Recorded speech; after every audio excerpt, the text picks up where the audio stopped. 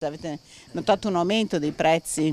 Ovviamente in questo periodo i prezzi sono alle stelle, sono aumentati tantissimo, per cui ci adeguiamo, però si vede molto. E come si sta regolando?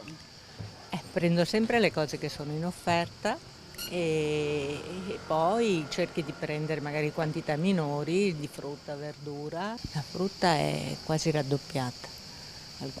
Cioè la frutta anche di stagione, le pesche, frutta così, cioè costano 5 euro al chilo, una cosa veramente inavvicinabile. Veramente prezzi che sono aumentati, ma 20-25% nel giro di un mese. E come si sta regolando? Niente, prendo quello che mi serve, mi faccio io il prezzo in testa, se mi va bene quello del supermercato prendo, altrimenti lascio là. Ha trovato qualche prezzo che è più caro di altri? Sono tutti aumentati, non solo uno, tutti.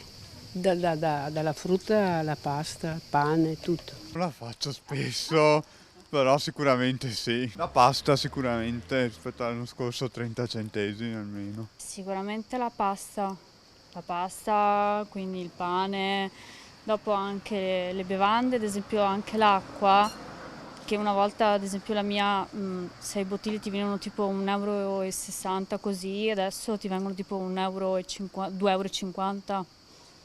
per esempio, ma tante cose, anche le sottilette per dirle. Una volta mi venivano tipo 2,89 euro, adesso mi vengono 3,10 euro, roba del genere. È da tanto tempo direi, no? Dipende dai prodotti, dipende dai supermercati, ogni tanto fanno degli sconti particolari, comunque era già previsto.